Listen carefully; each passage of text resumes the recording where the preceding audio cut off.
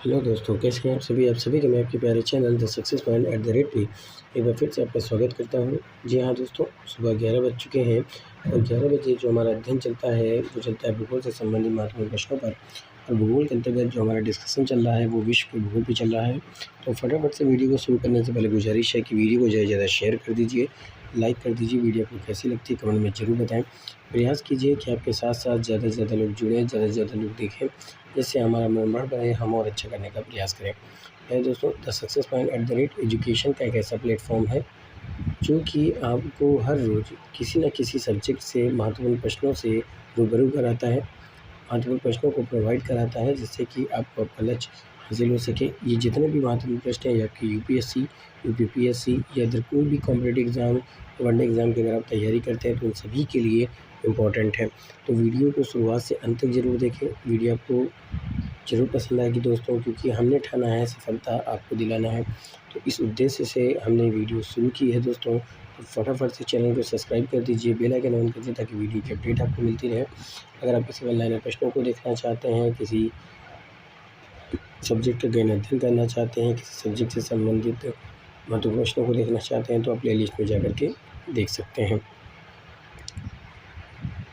Channel को support कीजिए, अपना प्यार दीजिए दोस्तों, कि the success point at the rate आपको ज़मीन से आसमान की बुलंदियों तक जरूर पहुंचाएगा दोस्तों। संघर्ष और मेहनत से पीछे नहीं भागना दोस्तों, क्योंकि जितना अच्छा आप संघर्ष, जितनी अच्छी आप मेहनत करेंगे, उतना अच्छा आपको फल मिलेगा। आइए देखते हैं आज का पहला प्रश्न क्या है। आज का पहला प्रश्न है कि क्षुद्र ग्रह बेल्ट और सौरमंडल का एक क्षेत्र है जो निम्नलिखित ग्रहों में से किसकी कक्षाओं के बीच स्थित है। बस सुनिए दोस्तों, प्रश्न क्या है कि क्षुद्र ग्रह बेल्ट सौरमंडल का एक क्षेत्र है जो निम्नलिखित ग्रहों में से किसकी कक्षाओं के बीच स्थित है।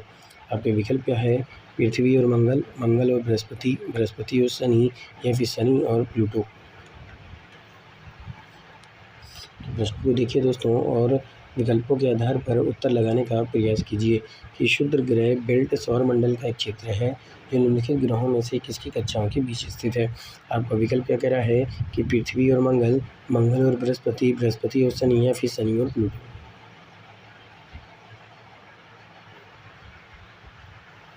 दोस्तों, क्षुद्र ग्रह बेल्ट और मंडल का एक क्षेत्र है जो कि मंगल और बृहस्पति के बीच स्थित है। कहाँ स्थित है? मंगल और बृहस्पति के बीच स्थित है। तो आपका बी विकल्प क्या हो जाएगा? सही हो जाएगा। B is the right answer for this question. और ये क्या हो जाएगा? इम्पोर्टेंट हो जाएगा। अगला प्रश्न क्या कह रहा है कि एडाफोलॉजी का अध्ययन मुख्यतः किससे संबंधित है। फोलोलॉजी का संबंध मुख्यतः किससे संबंधित है। पहला कह रहा है मिट्टी पर मानव विकास का प्रभाव, दूसरा कह रहा है मानव विकास पर मिट्टी का प्रभाव, और तीसरा कह रहा है जीवित जीवों पर मिट्टी का प्रभाव, और चौथा कह रहा है उपरोक्त में से कोई नहीं। तो एडाफोलॉजी का अध्ययन मुख्यतः किससे संबंधित है। मिट्टी पर मानव विकास के प्रभाव से, मानव विकास पर मिट्टी के प्रभाव से, जीवित जीवों पर मिट्टी के प्रभाव से, या उपरोक्त में से कोई नहीं।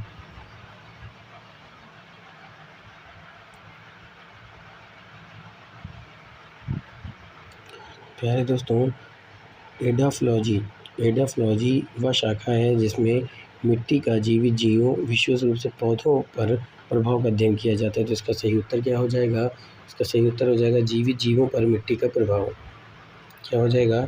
जीवित जीवों पर मिट्टी का प्रभाव। तो सी विकल्प सही हो जाएगा। C is the right answer for this question, और ये इंपॉर्टेंट हो जाएगा। चलते हैं अगले प्रश्न। दोस्तों, यहाँ से आपने क्या देखा कि एडाफोलॉजी का अध्ययन मुख्यतः किससे संबंधित है। तो ये संबंधित होता है जीवित जीवों पर मिट्टी के प्रभाव से। जीवित जीवों पर मिट्टी के प्रभाव से संबंधित है। सी विकल्प सही हो जाएगा। C is the right answer for this question. अगला प्रश्न क्या कह रहा है कि सेल किसका उदाहरण है। विकल्प है अग्नि चट्टान का, औषधि चट्टान का, यांत्रिक चट्टान का, उपरोक्त में से कोई नहीं।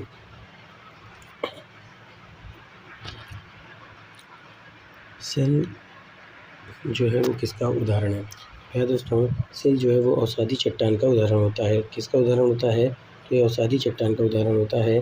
बी विकल्प सही हो जाएगा। तो B is the right answer for this question. अगले प्रश्न को देखते हैं। अगला प्रश्न है दोस्तों कि दुनिया के लगभग 90% भूकंप और दुनिया के 80% सबसे बड़े भूकंप रिंग ऑफ फायर के आसपास आते हैं। यह रिंग ऑफ फायर किस समुद्र में स्थित है? और समझिए दोस्तों, दुनिया के लगभग 90% भूकंप और दुनिया के 80% सबसे बड़े भूकंप रिंग ऑफ फायर के आसपास आते हैं। यह रिंग ऑफ फायर किस समुद्र में स्थित है? विकल्प है हिमालयी क्षेत्र में, अटलांटिक महासागर में, प्रशांत महासागर में या फिर भूमध्य सागर क्षेत्र में। प्यारे दोस्तों, वीडियो को शेयर करते रहिए। वीडियो को कैसी लगती है कमेंट में ज़रूर बताएं। तो दुनिया के लगभग 90% भूकंप और दुनिया के 80% सबसे बड़े भूकंप रिंग ऑफ फायर के आसपास आते हैं। ये रिंग ऑफ फायर किस समुद्र में स्थित है? तो यह स्थित है प्रशांत महासागर में। कहाँ स्थित है? तो ये स्थित है प्यारे दोस्तों प्रशांत महासागर में। C is the right answer for this question. और ये क्या हो जाएगा? इम्पॉर्टेंट हो जाएगा। प्यारे दोस्तों, जिस तरह से बूंद बूंद से सागर बढ़ता है, ठीक उसी तरह से अगर आप छोटे छोटे कदम लेकर बढ़ेंगे और अपनी तैयारी को मजबूत करते जाएंगे तो एक दिन वो ज़रूर आएगा जिस दिन आपको आपकी सफलता ज़रूर हासिल होगी। अगला प्रश्न क्या है कि सर थॉमस स्टैमफोर्ड रैफल्स को निम्नलिखित में से किस आधुनिक राष्ट्र का संस्थापक माना जाता है? प्रश्न क्या है दोस्तों कि सर थॉमस स्टैमफोर्ड रैफल्स को निम्नलिखित में से किस आधुनिक राष्ट्र का संस्थापक माना जाता है? आपका विकल्प क्या है? वेटिकन सिटी, सिंगापुर, साइप्रस या फिर New Zealand. Sir Thomas Stamford Raffles को निम्नलिखित में से किस आधुनिक राष्ट्र का संस्थापक माना जाता है? आपका विकल्प क्या है? Vatican city, Singapore, Cyprus, New Zealand.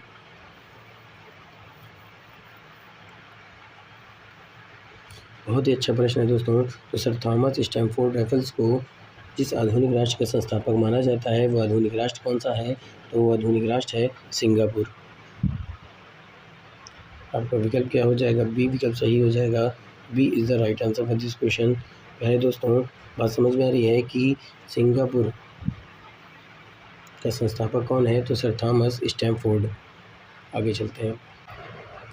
अगला प्रश्न है कि निम्नलिखित में से किस खगोलीय पिंड की खोज प्रमुख डच खगोल शास्त्री क्रिस्टियान ह्यूजेंस ने की थी? ठीक है भाई दोस्तों, प्रश्न क्या है? डच खगोल शास्त्री, आपको बताना है वो कौन सा डच खगोल शास्त्री है जिसने खगोलीय पिंड की खोज की थी। ठीक है, प्रश्न यहाँ पे है निम्नलिखित में से किस खगोलीय पिंड की खोज प्रमुख डच खगोल शास्त्री क्रिस्टियान ह्यूजेंस ने की थी? तो क्रिस्टियान ह्यूजेंस ने किस खगोलीय पिंड की खोज की थी? आपके विकल्प क्या है? Pluto, Titan, phobias, Neptune.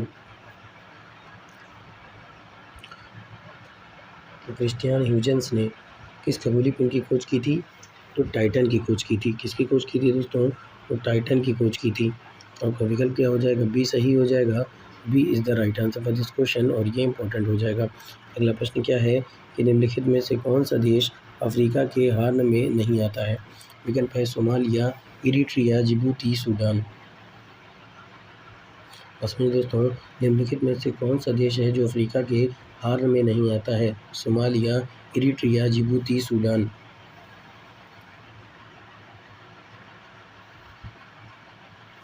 तो अफ्रीका का हार्न मुख्य रूप से सोमालिया, इरिट्रिया, जिबूती और इथियोपिया को शामिल करता है।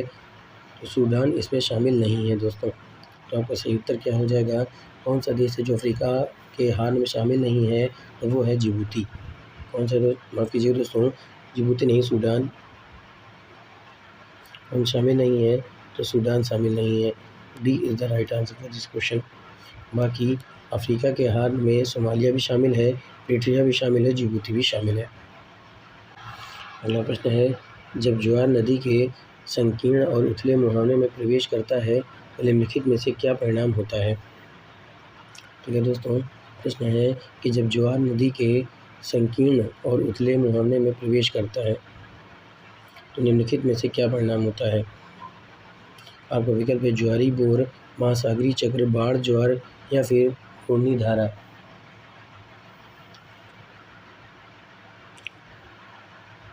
दोस्तों जब ज्वार नदी के संकीर्ण और उथले मुहाने में प्रवेश करता है तो पानी की एक तेज़ दीवार आगे बढ़ती है जिसे ज्वारी बोर कहा जाता है। क्या कहा जाता है? तो इसे ज्वारी बोर कहते हैं। तो आपका ज्वारी बोर ए विकल्प में दे रहा है तो इसका ये सही उत्तर हो जाएगा। तो A is the right answer for this question. और ये क्या हो जाएगा? इंपॉर्टेंट हो जाएगा। अगला प्रश्न क्या है कि किस क्षेत्र में वर्ष भर वर्षा होती है? विकल्प क्या है? भूमध्य सागरीय, उष्णकटिबंधीय, भूमध्य रेखीय या समशीतोष्ण। तो किस क्षेत्र में वर्ष भर वर्षा होती है, आपको इसका उत्तर देना है। अब विकल्प क्या कह रहा है? भूमध्य सागरीय, उष्णकटिबंधीय, भूमध्य रेखीय या फिर समशीतोष्ण। अगर अभी तक आपने चैनल को सब्सक्राइब नहीं किया है तो चैनल को सब्सक्राइब कर दीजिए, बेल आइकन ऑन कर दीजिए ताकि वीडियो की अपडेट आपको मिलती रहे। तो किस क्षेत्र में वर्ष भर वर्षा होती है? भूमध्य सागरीय, उष्णकटिबंधीय, भूमध्य रेखीय, समशीतोष्ण। चैनल को सब्सक्राइब कीजिए, बेल आइकन ऑन कीजिए ताकि वीडियो की अपडेट आपको लगातार मिलती रहे। वीडियो को शेयर कीजिए, लाइक कीजिए। वीडियो को कैसी लगती है तो हमें ज़रूर बताएं। अगर आप किसी सब्जेक्ट का अध्ययन करना चाहते हैं अच्छे से तो आप प्लेलिस्ट में जाकर के देख सकते हैं। ये सारी वीडियो फ्री ऑफ कॉस्ट है। क्या पता आपके एक छोटे से प्रयास से ये वीडियो बहुत सारे लोगों तक पहुंच जाए जिनको बहुत ज़्यादा ज़रूरत है। The success point at the rate पे शानदार महत्वपूर्ण प्रश्नों को प्राप्त करने के लिए बने रहिए। अगला प्रश्न क्या है? इसी में उत्तर क्या हो जाएगा प्यारे दोस्तों? इसका सही उत्तर हो जाएगा वर्ष भर जहाँ वर्षा होती है वो भूमध्य रेखीय होता है। तो आपका सी विकल्प क्या हो जाएगा? सही हो जाएगा।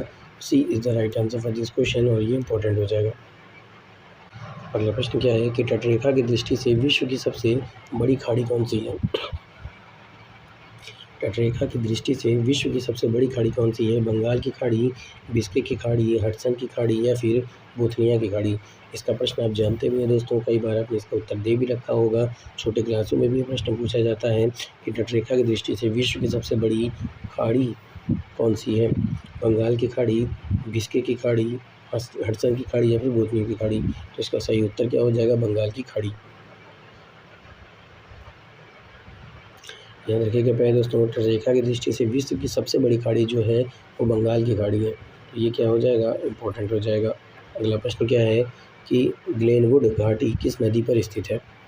विकल्प है कोलोराडो नदी, ओहियो नदी, मिसिसिपी नदी या फिर मिसौरी नदी। ग्लेनवुड घाटी किस नदी पर स्थित है? कोलोराडो नदी, ओहियो नदी, मिसिसिपी नदी या फिर मिसौरी नदी। ग्लेनवुड घाटी किस नदी पर स्थित है? तो ग्लेनवुड घाटी की बात करें तो ग्लेनवुड घाटी कोलोराडो नदी पर स्थित है। ग्लेनवुड घाटी कहाँ स्थित है? तो ग्लेनवुड घाटी मेरे दोस्तों कोलोराडो नदी पर स्थित है। कहाँ स्थित है? कोलोराडो नदी पर स्थित है। तो ए विकल्प आपका सही हो जाएगा। तो A is the right answer for this question. अगले प्रश्न को देखते हैं। तो यहाँ से आपने उत्तर क्या देखा कि ग्लेनवुड घाटी किस नदी पर स्थित है? तो ग्लेनवुड घाटी स्थित है कोलोराडो नदी पर दोस्तों। किस नदी पर स्थित है? तो ये स्थित है कोलोराडो नदी पर। तो A is the right answer for this question और ये क्या हो जाएगा? इंपॉर्टेंट हो जाएगा। अगला प्रश्न क्या है कि आर्कटिक महासागर में बहने वाली सबसे बड़ी नदी प्रणाली कौन सी है? मिसिसिपी नदी, येनिसई नदी, पीली नदी या फिर अमेजन नदी। प्रश्न क्या है कि आर्कटिक महासागर में बहने वाली सबसे बड़ी नदी प्रणाली कौन सी है? मिसिसिपी नदी, येनिसई नदी, पीली नदी, अमेजन नदी।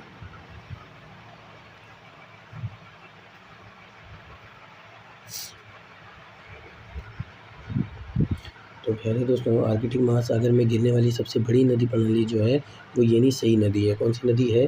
येनिसई नदी।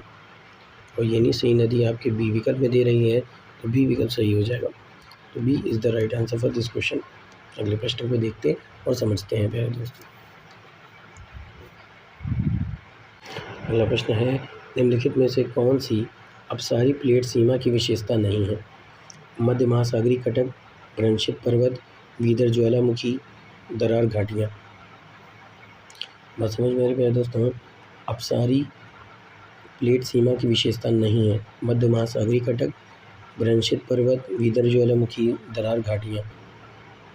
अपसारी प्लेट सीमाओं पर प्लेटें एक दूसरे से दूर जाती हैं जिससे मध्य महासागरीय कटक, दरार घाटियाँ और वीदर ज्वालामुखी बनते हैं। ग्रंशित पर्वत की बात करें तो ये आमतौर पर अभिसारी या परस्पर चाल सीमाओं से जुड़े होते हैं। तो इसका सही उत्तर क्या हो जाएगा कि अपसारी प्लेट सीमा की विशेषता नहीं है तो वो है ग्रंशित पर्वत। कौन नहीं है? तो वो ग्रंशित पर्वत नहीं है। तो बी विकल्प सही हो जाएगा। B is the right answer for this question. अगला प्रश्न क्या है कि अल्ट्रा मैसिव लावा को और क्या कहा जाता है? अल्ट्रा मैफिक लावा को और किस नाम से जाना जाता है? आपके विकल्प हैं डेसाइट, मैग्नेटाइट्स, कोमाटाइट्स और रायोलाइट्स।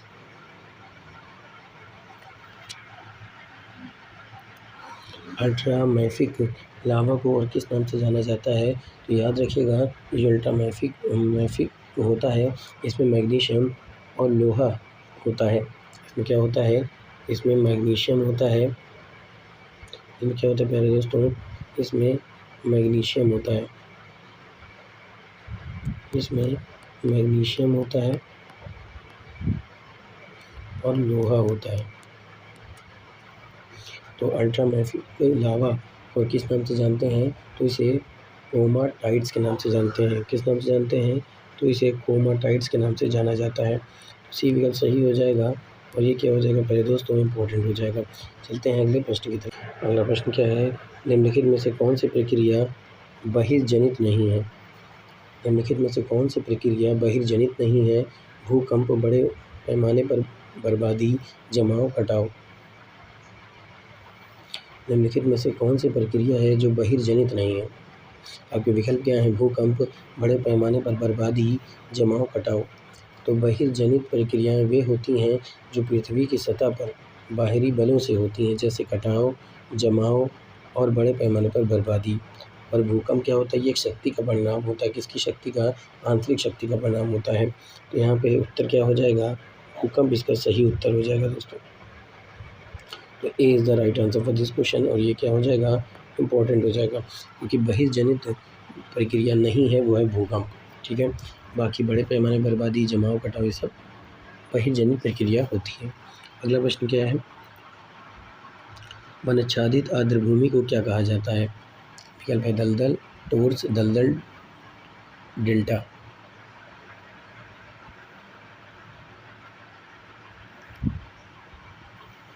वनाच्छादित आर्द्रभूमि को क्या कहा जाता है?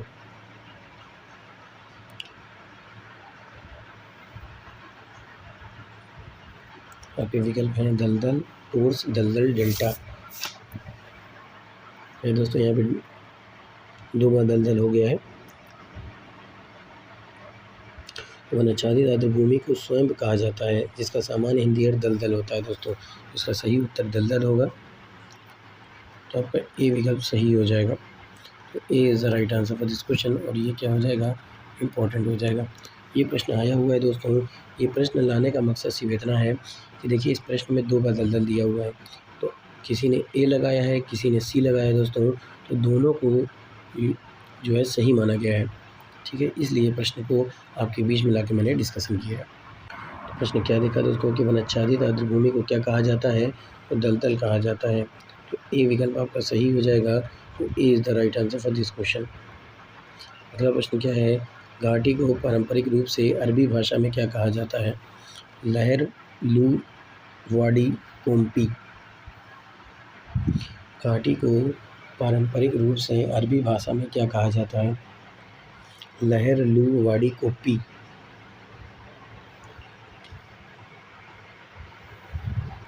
दोस्तों, अरबी भाषा में घाटी, विशेषकर शुष्क नदी घाटी को वाडी कहा जाता है। क्या कहा जाता है? वाडी के नाम से जाना जाता है। तो आपका सी विकल्प क्या हो जाएगा? सही हो जाएगा। तो C is the right answer for this question और ये क्या हो जाएगा? इम्पोर्टेंट हो जाएगा दोस्तों। चलते हैं अगले महत्वपूर्ण प्रश्न की तरफ। अगला प्रश्न है कि गुफाओं में बने द्वितीय खनिज भंडारों को क्या कहते हैं? विकल्प है स्पेलियोथेम्स, स्पेलियोजेनेसिस, पायरोक्लास्टिक मलबे, इजेक्टा, ब्लैंकेट। किस नाम से जाना जाता है? गुफाओं में बने हुए द्वितीय खनिज भंडारों को किस नाम से जाना जाता है? आपके विकल्प हैं स्पेलियोथेम्स, स्पेलियोजेनेसिस, पायरोक्लास्टिक मलबे, इजेक्टा, ब्लैंकेट।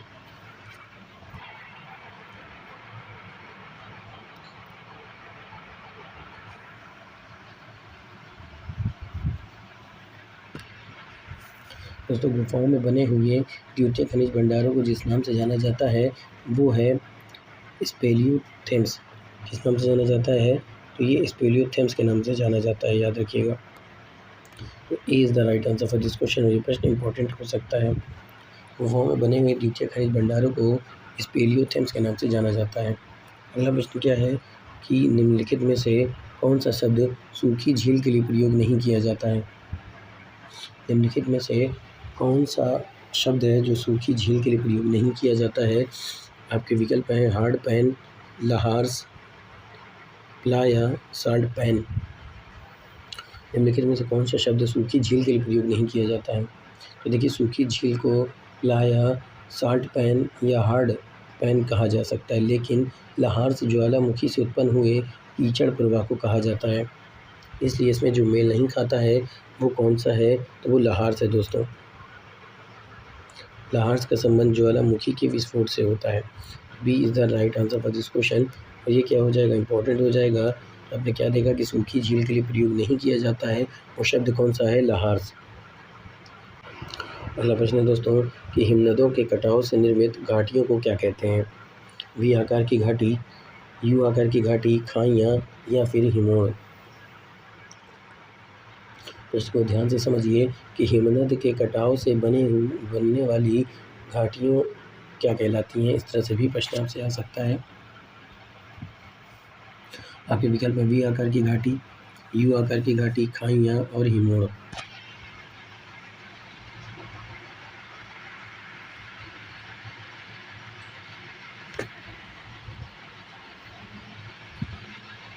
दोस्तों हिमनदों के कटाव से निर्मित घाटियों को यू आकार की घाटी के नाम से जाना जाता है। यू आकार की घाटी। बी विकल्प क्या हो जाएगा, सही हो जाएगा। B is the right answer for this question. और ये इंपॉर्टेंट होगा। अगला प्रश्न क्या है कि चक्रवातों के बारे में निम्नलिखित में से कौन सा कथन सही है। प्रश्न क्या है दोस्तों कि चक्रवातों के बारे में निम्नलिखित में से कौन सा कथन सही है। उष्णकटिबंधीय चक्रवात जो पश्चिम से पूर्व की ओर चलते हैं, शीतोष्ण चक्रवात जो पूर्व से पश्चिम की ओर चलते हैं। तो नीचे दिए गए विकल्पों में से कौन सा सही है। उष्णकटिबंधीय चक्रवात है दोस्तों, ये पूर्व से पश्चिम चलते हैं, तो ये गलत हो जाएगा। और शीतोष्ण चक्रवात जो हैं ये पश्चिम से पूर्व चलते हैं, तो ये गलत हो जाएगा। उल्टा दिया हुआ है, तो आपका सही उत्तर क्या होना चाहिए, ना तो एक और ना तो दो दोस्तों, क्योंकि चक्रवातों के बारे में दोनों ही कथन गलत दिए हुए हैं। तो आपका डी विकल्प क्या हो जाएगा, सही हो जाएगा। D is the right answer for this question. और ये क्या हो जाएगा पहले दोस्तों, इम्पोर्टेंट हो जाएगा। बस समझ में आ रही है। चलते हैं अगले महत्वपूर्ण प्रश्न की तरफ और देखते हैं आगे कौन से महत्वपूर्ण प्रश्नों को रखा गया है। अगला प्रश्न कह रहा है वह एकमात्र महासागर कौन सा है जो लगभग पूरी तरह से सबडक्शन जोन से घिरा हुआ है। एकमात्र महासागर कौन सा है जो लगभग पूरी तरह से सबडक्शन जोन से घिरा हुआ है। आपके विकल्प हैं हिंद महासागर, अटलांटिक महासागर, आर्कटिक महासागर या फिर प्रशांत महासागर।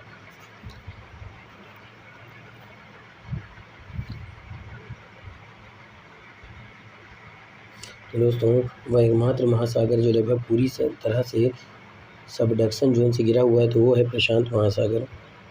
तो डी विकल्प सही हो जाएगा। तो D is the right answer for this question. और ये क्या हो जाएगा, इंपॉर्टेंट हो जाएगा।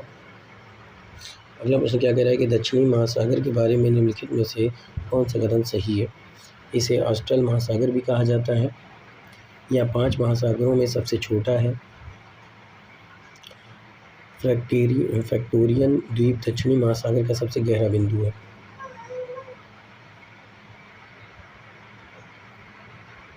नीचे दिए गए विकल्पों से सही कोड के आधार पर आपको उत्तर का चयन करना है। प्रश्न आपने क्या देखा दोस्तों कि दक्षिणी महासागर के बारे में निम्नलिखित में से कौन सा कथन जो है वो सही नहीं है। तो आइए पहले की बात करें तो इसे ऑस्ट्रल महासागर भी कहा जाता है, तो ये सही है। 5 महासागरों में सबसे छोटा है, तो ये गलत है। सबसे छोटा महासागर जो है वो आर्कटिक महासागर है। और फैक्टोरियन द्वीप दक्षिणी महासागर का सबसे गहरा बिंदु है, सही है। तो पहला और तीसरा सही है। तो आपका सही उत्तर क्या हो जाएगा, पहला और तीसरा। पहला तीसरा कौन से विकल्प में दे रहा है, बी विकल्प में। दोस्तों बी विकल्प सही हो जाएगा। B is the right answer for this question. और ये क्या हो जाएगा, इम्पोर्टेंट हो जाएगा। बस समझ में क्या दोस्तों। चलते हैं अगले महत्वपूर्ण प्रश्न की तरफ। बहुत ही शानदार महत्वपूर्ण प्रश्नों की श्रृंखला है। लाभ उठाइए और लोगों को भी इस चैनल से जोड़िए। चैनल को सब्सक्राइब कीजिए, बेल आइकन ऑन कीजिए ताकि वीडियो की अपडेट आपको मिलती रहे। याद रखिएगा सफलता उन्हीं को प्राप्त होती है जिनके अंदर धैर्य, मेहनत और आत्मविश्वास होता है। इंसान तब नहीं हारता जब वो हार जाता है, इंसान तब हकीकत में हारता है जब वो हार मान लेता है। आगे चलते हैं। अगला प्रश्न है कि महासागर के निम्नलिखित क्षेत्रों में से किसमें प्रवाल भित्तियाँ सामान्यतः पाई जाती हैं? महाद्वीपीय शेल्फ, महाद्वीपीय उभार, खाइयाँ, अगाध मैदान। तो महासागर के निम्नलिखित क्षेत्रों में से किसमें प्रवाल भित्तियाँ सामान्यतः पाई जाती हैं? महाद्वीपीय शेल्फ, महाद्वीपीय उभार, खाइयाँ, अगाध मैदान। तो क्या है दोस्तों, प्रवाल भित्तियाँ आमतौर पर उथले, धूप युक्त, समुद्री जल वाले क्षेत्रों में विकसित होती हैं। यह परिस्थितियाँ जो होती हैं ये महाद्वीपीय शेल्फ में पाई जाती हैं। तो इसका सही उत्तर क्या हो जाएगा? महाद्वीपीय शेल्फ, जो कि ए विकल्प में दे रहा है, तो ए विकल्प सही हो जाएगा। तो A is the right answer for this question. और ये क्या हो जाएगा दोस्तों? इंपॉर्टेंट हो जाएगा। अगला प्रश्न क्या कह रहा है कि महासागरों के निम्नलिखित राहत क्षेत्रों में से किसमें घाटियाँ और खाइयाँ देखी जाती हैं? महाद्वीपीय शेल्फ, महाद्वीपीय ढलान, मध्य महासागरीय कटक या अगाध मैदान। तो महासागरों के निम्नलिखित राहत क्षेत्रों में से किसमें घाटियाँ और खाइयाँ देखी जाती हैं? तो महासागरों में जो महाद्वीपीय ढलान वह ऐसा क्षेत्र है जहाँ समुद्र तल तेज़ी से नीचे की ओर आता जाता है और यहीं गहरी घाटियाँ और समुद्री खाइयाँ देखने को मिलती हैं। तो महासागरों के निम्नलिखित राहत क्षेत्रों में से किसमें घाटियाँ खाइयाँ देखी जाती हैं? तो क्या हो जाएगा? महाद्वीपीय ढलान। तो आपका बी विकल्प सही हो जाएगा। B is the right answer for this question. और ये क्या हो जाएगा पहले दोस्तों? इंपॉर्टेंट हो जाएगा। तो ये था आज का शानदार महत्वपूर्ण प्रश्नों की श्रृंखला। उम्मीद करता हूँ कि आप सबको पसंद आया होगा। इसी तरह से पढ़ते रहिए, मेहनत करते रहिए। मेरी ईश्वर से प्रार्थना है कि आप सबका सिलेक्शन हो। हमारी और आपकी मुलाकात फिर से होगी शानदार महत्वपूर्ण प्रश्नों पर। और उससे पहले आपको एक इन्फॉर्मेशन दे दूँ कि सुबह 11 बजे भूगोल से संबंधित हमारा अध्ययन चलता है। दोपहर 2 बजे भारतीय संविधान और राज्य व्यवस्था से और रात के 8:05 पर हिस्ट्री से संबंधित। तो तीनों ही क्लास को बिल्कुल मिस मत करें, क्योंकि तीनों की सीरीज काफ़ी महत्वपूर्ण है। तो फिर मिलेंगे। Thank you, wish you all the best.